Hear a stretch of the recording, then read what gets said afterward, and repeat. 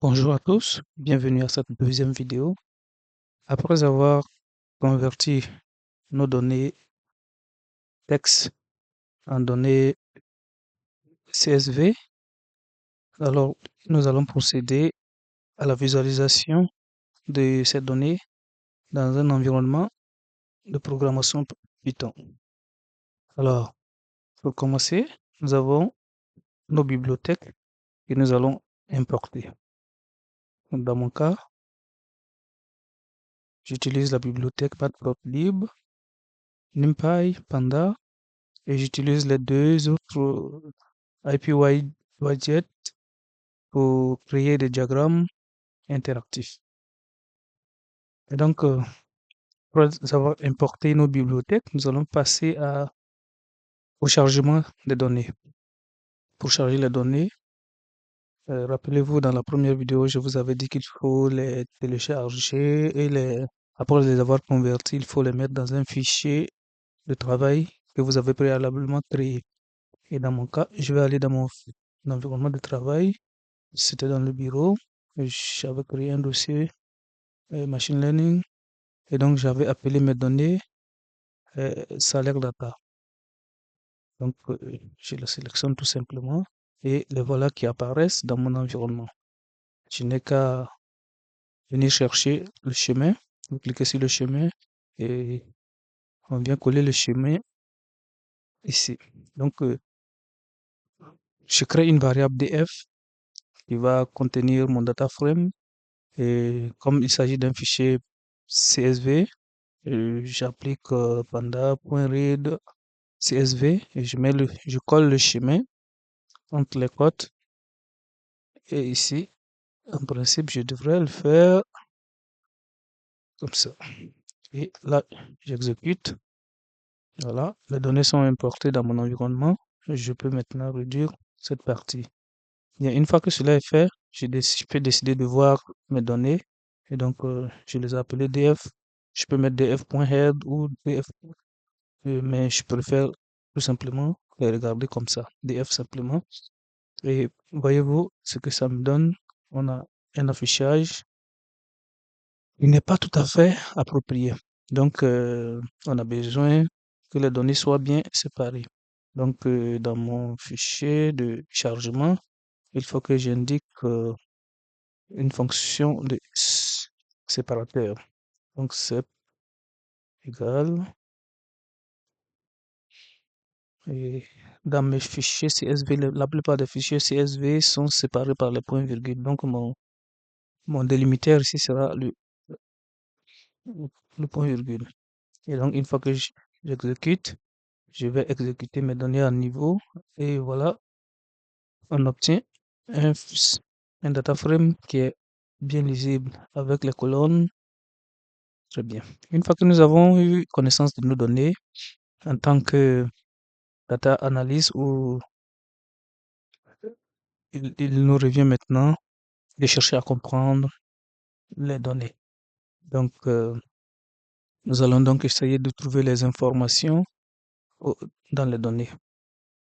Donc, nous allons appliquer la fonction info qui va nous donner les informations sur les variables, sur le jeu de données et aussi le type de chaque variable. Donc ici en tête, on peut déjà voir que nous avons 5000 observations, c'est-à-dire 5000 lignes qui partent de 0 à 4999 et nous avons 11 colonnes qui partent de 0 à 10, ça fait bien 11.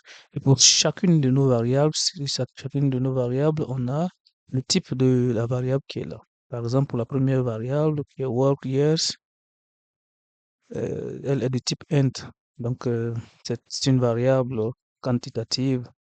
Et la variable experience level est de type object. C'est une variable catégorielle. Très bien. Et donc, je vois que dans mon jeu de données, j'ai un mélange de types de variables. Donc, je vais m'intéresser maintenant aux différentes modalités que j'obtiens au niveau de chaque variable, c'est-à-dire dans la variable work years, combien de modalités distinctes je retrouve au sein de cette variable. Autrement dit, combien de niveaux sont représentés dans cette variable. Donc, je vais appliquer la fonction df n unique et qui me donne pour la variable work, j'ai 5 différentes modalités, j'ai 5 niveaux et experience level, il y a 4 niveaux, ainsi de suite. Pour la variable job title, j'ai jusqu'à 120 niveaux, 120 modalités différentes. Bien, j'utilise cette commande, j'utilise cette fonction parce qu'elle va me permettre de regrouper certaines variables par rapport à mon affichage pour avoir une meilleure représentation et un meilleur graphique. Il faut donc, j'ai cette habitude de les regrouper selon le nombre de modalités distinctes, c'est-à-dire les variables qui auront les plus faibles modalités distinctes. Je vais les mettre ensemble pour les afficher et celles qui auront un grand nombre, je vais aussi les regrouper pour leur donner un type d'affichage. Bien, donc je crée pour cela une variable modalité inf. C'est juste une variable qui va contenir les, mes variables ici, mes variables qui ont, euh, qui ont des modalités distinctes inférieures à 18. J'ai pris 17 comme mon seuil et je vais représenter je vais regrouper toutes les variables qui ont entre 0 et 17 modalités distinctes et les autres seront dans une autre variable. Donc, j'applique cette fonction.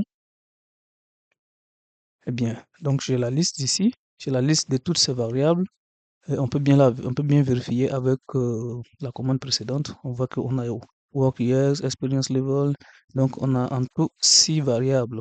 Donc, quand on les compte, toutes celles à partir de 17, j'ai 1, 2, 3, 4, 5 et 6. Et donc, maintenant, je vais créer une fonction pour visualiser ces modalités. Ici, notre but, c'est de créer une fonction d'affichage avec un graphe interactif qui va permettre de trouver une liste déroulante pour chacune des variables. Nous allons cliquer sur cette variable et obtenir un graphique. Eh bien, donc on commence par créer cette fonction. La fonction, la voici. Elle n'est pas aussi compliquée que ça. Vous pouvez juste mettre la vidéo sur pause et puis regarder le code. Bien. Donc, je crée la fonction barplot parce que je veux qu'elle me retourne des histogrammes. Bien, je l'appelle barplot et elle va me retourner l'affichage ici. Et sur l'axe des Y, j'affiche proportion et le titre sera description de la variable A qui va parcourir ma liste de variables dont le nombre de modalités distinctes est inférieur à 18. Et donc, j'exécute et cette fonction est créée. Maintenant, avec la fonction interact, je vais maintenant faire la visualisation. Et cette fonction va prendre ma fonction que j'ai créée par plot avec aussi un autre argument qui sera A qui contient la liste de toutes mes variables concernées. Bien, donc, j'exécute aussi cette commande et vous voyez, j'ai le graphe qui est là. Pour work years, j'ai mes 5 niveaux. Pour le premier niveau, c'est 2020. La première modalité, c'est 2020. La deuxième modalité, excusez-moi, la deuxième modalité, c'est 2024, ainsi de suite jusqu'à 2020. Et on voit bien que la proportion la plus importante, c'est en 2023, et etc. Bien, on peut visualiser aussi les autres variables. Vous voyez que toutes les 6 variables sont là. Je vais prendre une autre. Et voyez-vous que ça a changé également. Là, nous avons nos 4 niveaux. SE, SE, ça, ici, c'est l'expérience, le niveau d'expérience. On a aussi la proportion la plus importante avec le niveau SC. Et puis ensuite vient le niveau MI qui tourne autour de 25%. Bien, et le niveau SE a plus de 65% des travailleurs. Bien, je peux décider de regarder une dernière. Je vais prendre remote ratio. Et donc voilà, la variable remote ratio, c'est juste la proportion des travailleurs qui effectuent le travail à domicile. Zéro, c'est pour ceux qui travaillent pas à domicile. On voit qu'ils ont sont presque 70%. 100, c'est ceux qui effectuent le travail à domicile. On a presque un peu plus de 30%. Et 50, c'est ceux qui font les deux. Qui travaillent à la maison et qui travaillent en entreprise. Donc, on a pratiquement un nombre très, très, très faible de personnes qui travaillent en ligne et aussi en entreprise. Bien. Ça, c'était pour les variables dont la, le nombre de modalités distinctes était inférieur à 18. Pour les autres variables, nous allons refaire la même chose. Cette fois-ci, je crée une variable modalité sup pour, pour dire euh, le nombre de, pour récupérer toutes les variables dont le nombre de modalités distinctes est supérieur à 18. Faites attention au nombre que vous choisissez. L'autre côté, j'avais pris inférieur à 18 et là, j'ai pris supérieur à 18. Il est mieux de toujours prendre l'égalité parce que si jamais la valeur 18, si jamais j'avais la valeur 18 ici et que je ne prends pas l'égalité, alors je n'aurai pas la variable qui correspondait à 18. Bien. Donc, il faudrait faire donc un peu attention à cette partie. Bien. Alors, après cela, j'exécute et j'ai donc le nom de toutes les variables dont les modalités distinctes sont supérieures à 18. J'ai donc mes 5 variables. Et je refais la même chose, je crée une nouvelle fonction. Et pour ne pas m'embrouiller avec le paramètre, je décide de le changer de prendre B. Vous pourriez essayer chez vous avec le même paramètre, mais le plus important, c'est lorsque nous allons appeler la fonction interact de pouvoir changer et prendre notre nouvelle, euh, notre nouvelle variable ici. Bien, donc je crée ma nouvelle fonction. J'aurais pu conserver la même fonction, mais vous allez comprendre tout à l'heure pourquoi est-ce que j'ai décidé de créer une nouvelle fonction. Eh bien, après cela, voilà l'exécution. J'exécute pour ces mêmes variables l'affichage. Et vous-même regardez, vous voyez que l'affichage n'est pas correct, n'est pas vraiment compréhensible. C'est vrai on a ici quelque chose qu'on arrive à voir plus ou moins, mais vous êtes d'accord avec moi que vous n'aurez pas le courage d'aller présenter ça à votre supérieur en entreprise, au risque d'être remercié dans les heures qui suivent. Bien, donc nous allons essayer d'adapter notre, notre graphique. C'est l'objet de la séparation des variables. Parce que ici, quand nous avons par exemple plus de 100 variables, plus de 100 modalités distinctes, alors ça veut dire que sur ce axe, je dois pouvoir représenter 100 valeurs ici. Et donc, on a vraiment besoin de les séparer. Donc, pour cela, il faut que j'ajoute un autre paramètre dans mes options d'affichage. Et là, ce sera fix size. Ok, fix size. Il était affiché. Actuellement, je travaille avec 10 et 5. Mais vu le nombre de modalités distinctes, je peux même aller à 35 et 10.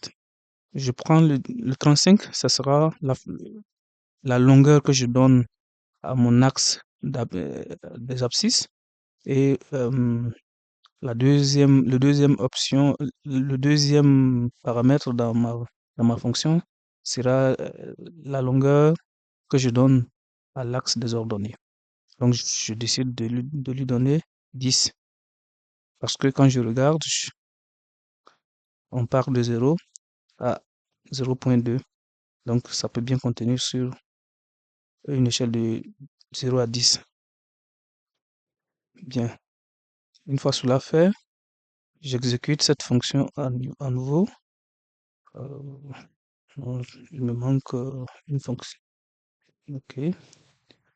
Bien, et j'exécute à nouveau la fonction interact pour voir ce que ça peut me donner. Bien, vous voyez que ça a changé. On a quand même quelque chose de bien visible maintenant. Vous serez fier de présenter ça à votre supérieur et ça c'est compréhensible.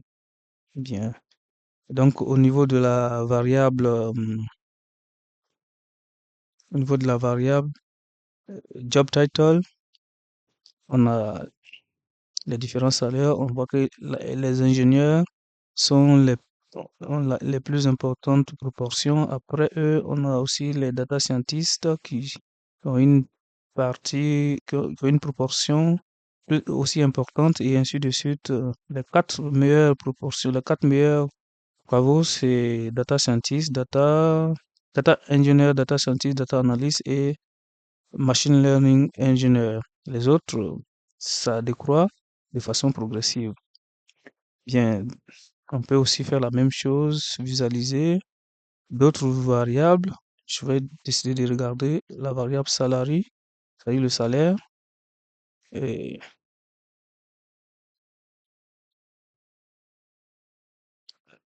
bien, ici, on aura également un problème parce que on avait vu que la variable salaire, si vous vous rappelez bien, la variable salaire et la variable salary in USD ont vraiment assez de modalités distinctes. 1461 et puis 1300. euh, on ne peut pas représenter les 1000 sur l'axe des abscisses. Donc, raison pour laquelle on a euh, cette image. Mais c'est encore quand même compréhensible. On arrive à voir un peu comment est-ce que cette variable se représente. On voit que elle est beaucoup plus regroupée. Donc, on peut essayer d'augmenter encore suivant notre axe des abscisses. Je vais le prendre 45. Non, non, je peux même prendre 50 pour juste voir quelles sont les variables les plus importantes qu'on retrouve au niveau pour cette variable.